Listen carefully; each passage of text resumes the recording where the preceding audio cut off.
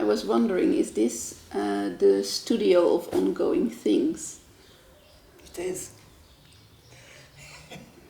And how long has this been going on? Well, it has been going on actually here for 20 years, but in a big way, it's been going on basically all my life. After I kind of finished the army, started high school, and since then I'm in the institute.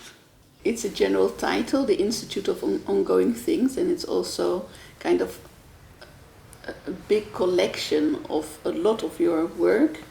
And you also say that you define yourself in a way through this collecting of all your different works. And does that have a kind of mirror with what we do in the Jewish Historical Museum? I think, in a way, of course it has a mirror. I think it's that. The title of the exhibition, in a way, brings together all these things which come from different, let's say, fields of art, in a way. You say, wow, he's video and he's doing this and he's doing this and then drawing, and what is this thing with blood, or what is, So there's like this array of matter, but then it's also the real way that I work, because I'm in a process. The family of brothers, for instance, they have no mothers, they have no fathers, they have no sisters. They're men, and they're totally self-produced. So this is kind of like sci-fi gender, which is not so far away from us, self-production and things as such are being already like tried in laboratories and such. The whole era, or like the whole area of lies, because as artists you must be a good liar. Okay, as a good artist you really have to be a good liar. So you can become a liar very fast today, very easy today, because people believe pictures. Mm-hmm. Show me a picture. Okay, So you work in those realms, and you have to kind of like take a point of view about this whole thing, like what's in and what's out. What are you using? What is using you? How vulnerable you can become or not become by working or dealing with a certain subject. The art is capable or incapable of taking this race. So I think it's much more about education, containment, understanding. It goes to like human resources, human needs. It's not an easy exhibition, but it's an exhibition which brings hope, I think. In what way? Because I use a lot of horrible things in a different way. And those inside polarities in the show kind of create a way out. But why did you make it after you visited the museum? Was it something in the museum there was something about the museum. Well, the museum, as you know better than anybody else, is full with artifacts and relics and Torahs and whatnot. We don't have in Judaism like a calming, like for the Muslims, they have this. It's a bit. It's like meditating. They walk around and they do this. We don't have this here. So I thought it would be an interesting idea to kind of like take this idea of calm or meditative in a certain way and turn it into something which kind of like wakes you up, not necessarily provides this kind of meditative treatment. And then, of course, it looks good for the eye. It looks good for the eye, but it feels bad for the body. So there's always this line in, I would say, all my works, that certain or several things that kind of like play with each other. That rituals become realities. They really become realities. And by creating new rituals, you create or try to create a new reality or a different reality or a removed reality. This is basically the reason I use rituals. The Jar with the Nails is a work that I started many years ago after an accident, and where the first activity I could do after being in bed for several days was to cut my nails. So I started cutting my nails, and that was like a treat for me in the hospital because everything was broken. So just the ability to, you know. So after I went out of the hospital, I decided to keep on doing it. So it became sort of like this lifetime project. So, but that's then something really of your own body. Yeah.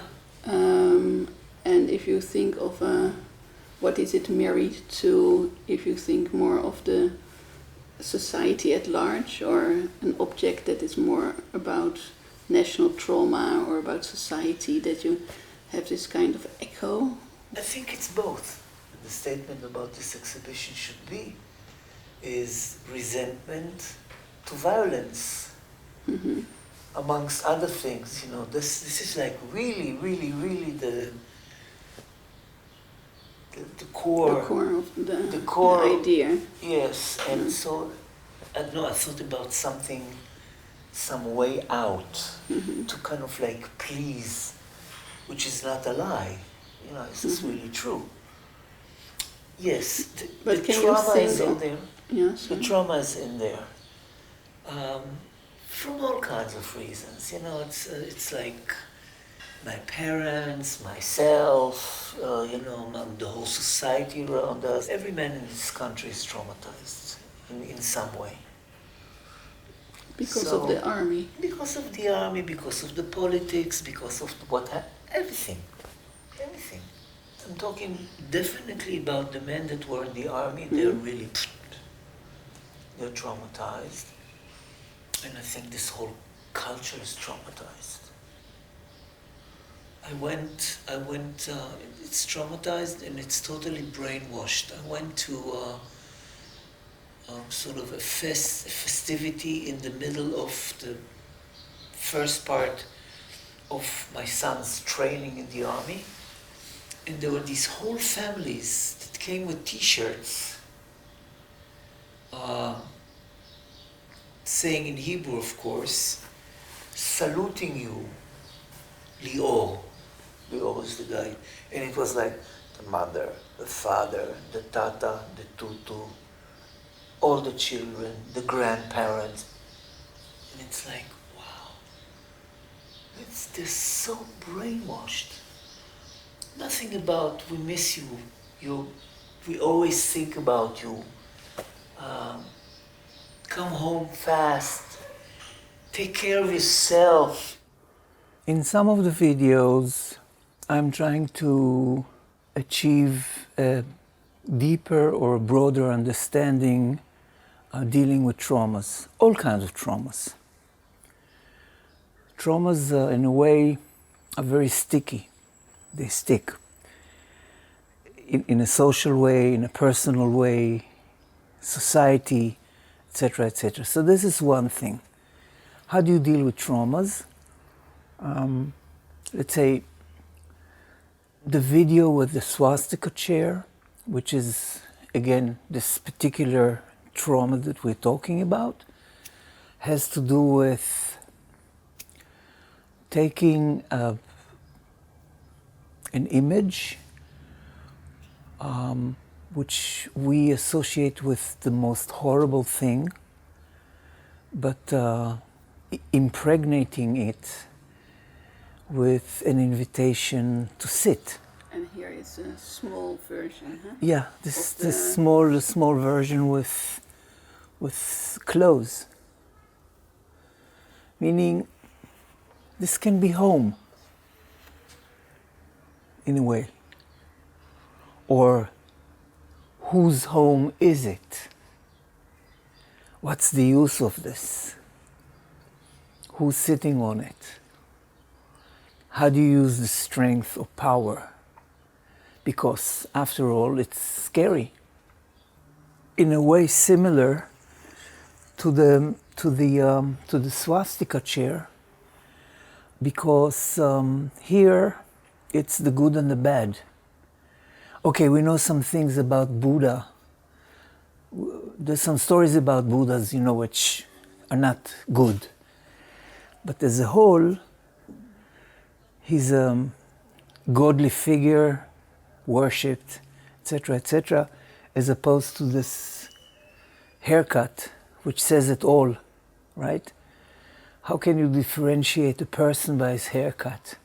Because half of the globe is walking around with haircuts like this, okay? So it's exactly this thing where it's so